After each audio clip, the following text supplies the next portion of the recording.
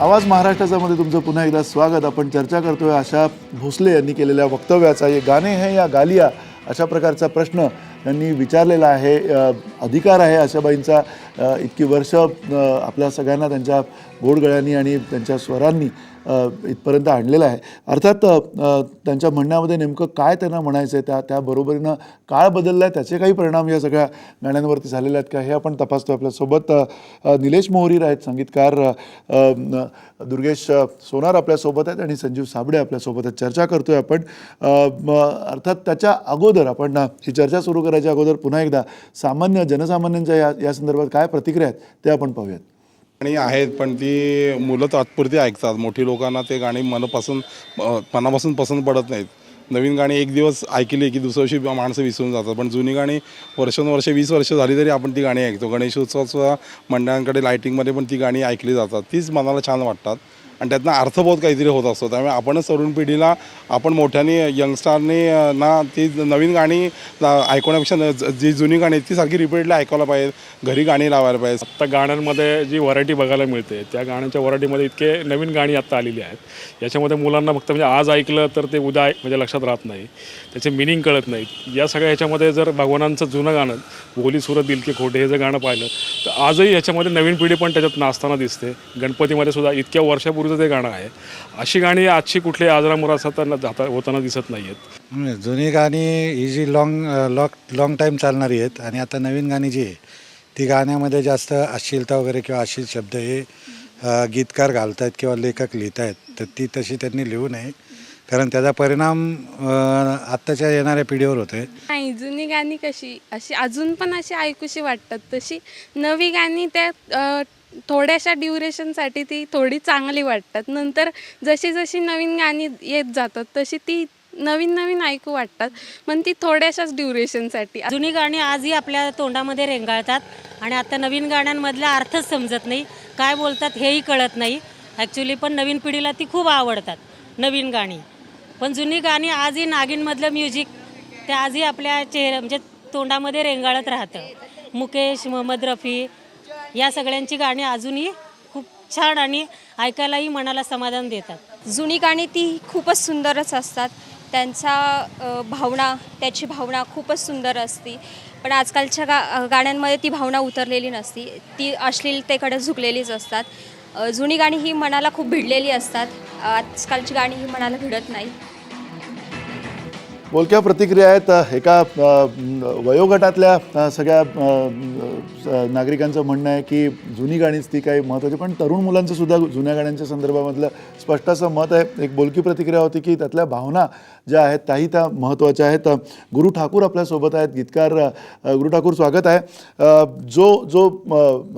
जे वक्तव्य आशाताईंनी केलेलं आहे त्या वक्तव्याच्या पार्श्वभूमीवर पहिली प्रतिक्रिया काय आहे, काय वाटतं की खरंच गाण्यातून अर्थ जो आहे तो वाहून चाललाय का आणि भावना ज्या आहेत त्या पूर्णपणे लोप पावत चालल्यात का? नाही,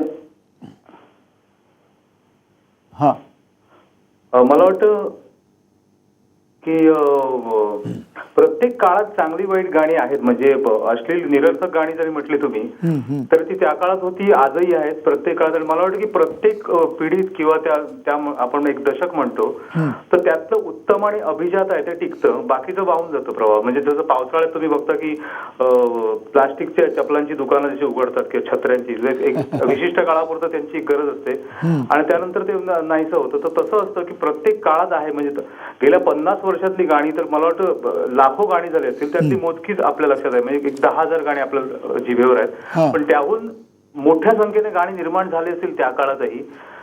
त्यामुळे ते जे उत्तम आहे ते टिकतंच मला वाटतं। आणि आता निलेश आहे आपल्यावर की कौशलचं नाम घेतलं तर गाणी लिहिताना मी बऱ्याच वेळा असंही होतं की उत्तम काव्य देण्याचा प्रयत्न होतो, पण हे आजच्या पिढीला कळणारच नाही असं मला। म्हणजे अनेक गाणी माझी यासाठी रिजेक्ट झाली आहेत की हे फार मराठी आहे बुवा तुमचं, हल्ली कोणाला हे कळत नाही, आजच्या जनरेशनला हे कळत नाही, इतकं शुद्ध मराठी कोणाला कळणार आहे असं म्हणून गाणी रिजेक्ट झाली आहेत। निलेश बरोबर केलेली काही आहे त्यामध्ये तोही तिथे आहे, तो सांगेल। तर हा एक आक्षेप असतो की शेवटी त्यांना एक धंदा करायचा असतो, म्हणजे हे विकलं जाणार नाही। आजच्या जनरेशनला मराठी कळत नाही तर इंग्लिश वापरा असा एक होतो, त्याला मग ठामपणे विरोध केल्यावर बराच वेळा काय होतं की मग जास्तीत जास्त काय नका लिहू तुम्ही आमच्यासाठी असं होतं. हां पण ते अशा वेळा बरेच गाणी मी सोडलेली आहेत. फक्त त्यांचा एक मुद्दा मला आशाबाईंचा नक्कीच मान्य आहे की शिव्या असणं हा, कारण मी गेले काही वर्ष हा प्रयत्न करतोय की काही गाणी मी सोडलेली आहेत बऱ्यापैकी की त्यात शिवी असणं. बऱ्याच वेळा संगीतकार एखादा हुक वर्ड देतो तो अत्यंत अश्लील असतो, बऱ्याच वेळी चावट असतो. हां तर ते पूर्णपणे गीतकाराच्या हातात असतं की मी ते काम करणार की नाही. तुम्ही सांगणं की मी हे नाही करणार, तर तो म्हणतो ठीक आहे मी दुसरा गीतकार बघेन. तर तुम्ही तुमच्यात तेवढी तयारी असावी लागते की ते सोडावं. कारण दुर्दैवाने काय होतं की ही सिनेमाची गाणी लहान मुलं फार घरात म्हणतात. नक्की. तर तो एक मोठा परिणाम आहे. त्यांच्यावर संस्कार हा लांबचाच भाग की कोणीतरी पाहुणे आले तर आणि आई सांगते मुलीला की नाच करून दाखवा, नेमकं तिथे शिवी सुरुवातीला असलेलं गाणं म्हणते आणि मग ते आई वडिलांना कोंडी होते त्यांची की ती नाचत छान असते पण जे म्हणत असतं ते वाईट असतं. तर ते एक कुठेतरी टाळावं असं मला वाटतं गाण्यामध्ये शिवी हा प्रकार. बाकी रोमांस आणि शृंगाराच्या वेगवेगळ्या व्याख्या असतात प्रत्येकाच्या, ते बऱ्याच वेळा पण शिवी येणं हे फार म्हणजे आईच्या गावात किंवा बऱ्याच गाण्यामध्ये हे जे हल्ली सुरू झालंय किंवा म्हणजे काही आईचा गो असेल किंवा हे, तर ती छोटी मुलं जे म्हणतात ते तेवढं फक्त टाळलं जावं असं मला वाटतं. अगदी पण त्याबरोबर तुला कधी असा अनुभव आलाय का की खास करून ना म्हणजे तुमचं जे काही क्रिएटिव्ह तुमचं फ्रीडम असायला हवं, ज्या अर्थाने तुम्हाला ते स्वातंत्र्य मिळायला पाहिजे, ती जागा कुठेतरी अलीकडच्या काळात कमी होत चालली. कारण प्रत्येक जण जे कोणी पैसे लावतायत, एक प्रॉडक्ट म्हणून या सगळ्याकडे बघतायत, त्यांची सुद्धा एक काहीतरी हिट नंबर असावं, कुठलं तरी आयटम सॉन्ग असावं, एवढीच मागणी आता अलीकडे वाढण्याचा प्रयत्न तुम्हाला तुमच्यावरती होताना दिसतोय? नाही, मला असं वाटतं की कारण बऱ्याच सिनेमामध्ये एक आयटम सॉंगची मागणी असते, 5च्या 5 आयटम सॉंग नसतात. कारण एखादं सॅड सॉंग असतं, प्रसंगानुरूप ती गाणी असतात, एखादं पल्लव सॉंग असतं. तर त्यामुळे एक आयटम सॉंग असं असतं की ते मार्केटिंगसाठी एक गाणं हवं, जे सिनेमाशी काही संबंधच नसतो बऱ्याच वेळा त्या गाण्याचा. पण मार्केटिंग आता जो एक फंड आलाय की ते आम्हाला त्यात कथा पटकथा कसलाही संबंध नाही, एक गाणं आम्हाला चॅनलला असं की प्रमोशनसाठी सगळीकडे वाजलं पाहिजे, त्यामुळे लोकांचं लक्ष सिनेमाकडे आकर्षित होईल. त्यात सिनेमात नसलेली एखादी मुलगी नाचते, तिचा काही संबंध नसतो, एक आयटम गर्ल नाचते, पण ते बऱ्याच वेळा ते होतं. पण त्या म्हणजे तसं सिनेमात कंपल्सरी अजून झालंय असं नाही की सगळीच गाणी चावट हवीत किंवा असं आहे. कारण शेवटी त्या गोष्टीला संबंधित भाषा वापरली जाते. जर ग्रामीण असेल तर ते शब्द ग्रामीण असतात, शहरी असेल तर शहरी असेल, इंग्लिश असेल तर इंग्लिश वापरले जातात. कारण त्याने हाच विचार करतो की तो जर माणूस अमेरिकेत शिकून आलाय तर तो तव नयनाचे वगैरे असं म्हणणार नाही, तो त्याला संबंधित भाषा किंवा ते शब्द वापरेल. नटरंग लिहिताना मी ती भाषा वापरली होती कारण तिथे त्याची गरज होती. तर हे असतं, त्यामुळे कंपल्सरी सगळंच अश्लील होत चाललंय असंही म्हणणं थोडंसं कठीण आहे. नक्की. गुरु सोबत राहा आमच्यासोबत या चर्चेमध्ये. आपण पुन्हा तुमच्याकडे येऊ. निलेश मोरीर, पुन्हा एकदा विचारायचं हेच आहे की संगीतकार म्हणून, गीतकार म्हणून एकूण गाणं बनण्याची जी प्रक्रिया आहे, तयार होण्याची जी प्रक्रिया आहे, ती सगळी सूर आणि तुमचे शब्द हे सगळे एकत्र येऊन जे काही बनतं, त्या सगळ्या प्रक्रियेमध्ये अलीकडे कुठेतरी तुम्हाला एक प्रकारचा एकसुरीपणा वाटतोय का? त्याच्यामुळे ही सगळी प्रक्रिया झालेली आहे का, की संगीताचं किंवा बाकी भाषेचं ज्ञान कमी असणाऱ्यांची संख्या जास्ती तुम्हाला डिक्टेट करायला लागली आहे, तीच म्हणजे जास्ती तुम्हाला सांगतात की हे असं करून द्या? हो, असं खूपसं झालंय. याचं कारण एक असं आहे की बरेचसे टेक्निशियन्स जे आहेत, म्हणजे जे उत्तम प्रोग्रामर्स आहेत, संगीत संयोजक आहेत, किंवा जे उत्तम साऊंड रेकॉर्डिस्ट आहेत किंवा इंजिनियर्स आहेत, ते लोक 90च्या दशकापासून जशी टेक्नॉलॉजी आली रेकॉर्डिंग सेक्टरमध्ये, पूर्वी कसं व्हायचं, लाईव्ह रेकॉर्डिंग असायचं. त्यामुळे तुम्ही जर आर्टिस्ट असाल आणि तुम्ही जर केपेबल आर्टिस्ट असाल तरच तुम्हाला रेकॉर्डिंग स्टुडिओमध्ये जागा होती. पण टेक्नॉलॉजी आल्यामुळे काय झालंय, बऱ्याच गोष्टी सोप्या झाल्यात. त्यामुळे जे टेक्निशियन्स आहेत ते संगीतकाराच्या खुर्चीवर येऊन बसले, काही टेक्निशियन्स, आणि त्यांनी संगीत विकायला सुरुवात केली. आधी संगीत बनत असे, त्याच्या 90च्या दशकापासून संगीत विकलं जायला सुरुवात झाली. बरं, हे टेक्निशियन्स किंवा संगीत संयोजक किंवा इंजिनियर्स संगीतकारांच्या खुर्चीवर बसल्यामुळे झालं काय की ह्यांना काव्याचा किंवा भाषेचा किंवा संगीत भाषेचा ज्ञान नसल्यामुळे किंवा त्याची समज नसल्यामुळे ते शब्दांवर फक्त सूर चिकटवायला लागले, जे संगीत दिग्दर्शनाचा मुळात ची पद्धतच नाहीये. ह्याला संगीत दिग्दर्शन म्हणतच नाही, की लिहिलेले शब्द आहेत त्याच्यावर सूर चिकटवा किंवा एखादी सुचेल ती स्वररचना बनवा, आणि त्याच्यावर शब्द बसवा असं गाणं होत नाही असं मला वाटतं.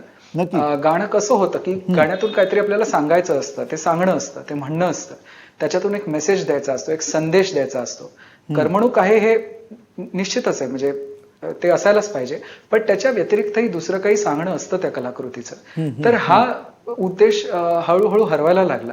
आणि मगाशी जसं दुर्गेशजी जसं म्हणाले की लावणी, आता लावणी शृंगार प्रधान असतेच, असायलाच पाहिजे, व्हॉट एव्हर. पण समीकरण असं झालं ना की महाराष्ट्राची लोककला म्हणजे लावणी, हे जे समीकरण झालंय. आता आपली लोककला काय फक्त लावणीपुरतीच मर्यादित आहे का? बाकी काही गोष्टी नाही आहेत आपल्याकडे?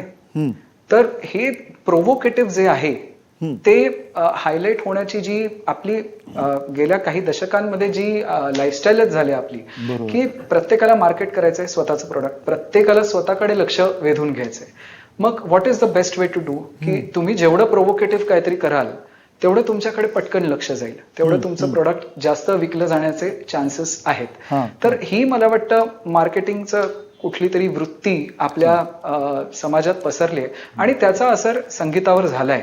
आता तो किती वाईट आहे किती नाही ह्या मला वाटतं वेगळा चर्चेचा मुद्दा आहे. पण हे जे मला असं वाटतं हे जे समीकरण झालंय ना, हे पहिलं आपल्याला बदलायला पाहिजे. आणि समीकरण बदलायचं म्हणजे नुसतं या पिढीला दोष देऊन की आजची काय गाणी शिव्यांनीच भरलेली असतात किंवा आज असंच असतं तसंच असतं, अशी विधानं करून हे समीकरण बदलणार नाही, हेही तेवढंच खरं आहे. नक्की. आपल्यासोबत गीतकार सौमित्र आहेत. खरं मला किशोर प्रश्न विचारायचा आहे की हे सगळं जे काही गाण्यांच्या संदर्भातनं आता वक्तव्य झालं, आशा भोसलेंनी केलं, त्यांना आत्ता हे वक्तव्य करण्याची काय कारणं असू शकतात असं वाटतं तुला? आणि त्याहीपेक्षा महत्त्वाचं म्हणजे वैयक्तिक तुला गाणी लिहिताना, सिनेमांमधनं गाणी लिहिताना कुठेतरी असं एक प्रेशर असतं का? निर्माते असतील किंवा एकूण मार्केटचं प्रेशर तुला वाटतं का अलीकडच्या काळात?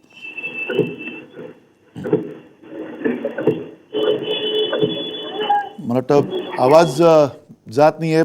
गीतकार सौमित्र आहेत, त्यांच्याशी आपण बोलणार आहोत. दुर्गेश, पुन्हा हा प्रश्न विचारायचा आहे की जसं आता आपल्याला निलेश म्हटलं की गाण्यांच्या या सगळ्या प्रक्रियेमध्ये मार्केट हा सुद्धा एक खूप महत्त्वाचा भाग झालेला आहे आताच्या काळामध्ये. गाणं बनतानाची ही जी सगळी प्रक्रिया आहे याच्यामध्ये झालेले बदल, याच्यामुळे काहीतरी आपल्याला बदल दिसत आहेत समोर, जे आणि खास करून अश्लील आणि ज्या शिव्या अशा प्रकारची जी काही सगळी मांडणी होताना दिसते गाण्यांची, शिव्यांच्या बाबतीमध्ये सुद्धा समाज किंवा समाजाची जी काही मानसिकता आहे ती बदलते, असं काही म्हणता येईल याच्यातनं? नाही, खरं म्हणजे बदलत्या सामाजिक मानसिकतेचंच पगडा खरं म्हणजे आताच्या सगळ्या गाण्यांवरती कुठे ना कुठे प्रतिबिंबित होताना किंवा ज्याला आपण इंग्लिशमध्ये रिफ्लेक्ट होताना दिसतो आहे असं आपण म्हणूया. पण मुळात गाणं ही जी सगळी प्रक्रिया आहे ना, त्याच्यामध्ये 3-4 घटक प्रामुख्यानं त्याच्यामध्ये असतात. एक म्हणजे पहिला कवी किंवा गीतकार. मला वाटतं की त्या गाण्यावरती सगळ्यात पहिला अधिकार हा त्या कवीचा किंवा गीतकाराचा असला पाहिजे. त्याच्यानंतर त्याला चाल देणारा जो संगीतकार, आणि नंतर ते गाणं रसिकांपर्यंत पोहोचवणारा गायक, या सगळ्यांचं एक टीमवर्क म्हणून ते गाणं नंतर रसिकांसमोर येतं. आत्ताच्या स्थितीमध्ये काय झालंय की प्रसंग देतात किंवा मागणी केली जाते आणि तसा पुरवठा म्हणून मग गाणं लिहिलं जातं. सिच्युएशन दिली जाते, त्याच्यावरती मग गाणं लिहिलं जातं. चाल पहिल्यांदा दिली जाते, मग त्याच्यावरती शब्द दिले जातात. किंवा मग जसं मगाशी निलेशनी सांगितलं किंवा गुरु ठाकूरांच्याही बोलण्यामध्ये आलं की एखादा हुकिंग पॉईंट किंवा एखादा एक शब्द हा म्हणजे कॅचलाईन ज्याला किंवा कॅच वर्ड ज्याला म्हणू, तो संगीतकाराकडनं दिला जातो किंवा निर्मात्याकडनं दिला जातो किंवा दिग्दर्शकाकडनं दिला जातो आणि मग तो कुठेतरी त्या सगळ्या गाण्यामध्ये तो आणण्याचा प्रयत्न केला जातो. मला वाटतं यामध्ये अभिजात जी कलाकृती किंवा क्रिएटिव्हिटी आहे त्याच्याही पेक्षा कारागिरीकडे कुठेतरी लोकांचा आता प्रामुख्यानं भर दिला जातो असं एकूण चित्र मला वाटतं. तर त्याच्यामुळं मूळ गाणं हे क्रिएटिव्ह आहे आणि त्या क्रिएटिव्ह सगळ्या त्या प्रोसेसमध्ये ते गाणं लिहित असताना मला वाटतं कवी किंवा गीतकार हा त्यातला प्रॉमिनंट घटक आहे, त्याला महत्त्व दिलं पाहिजे, कारण त्याच्या सगळ्या आशय मांडणीवरती ते गाणं पुढं जाणार असतं. अच्छा.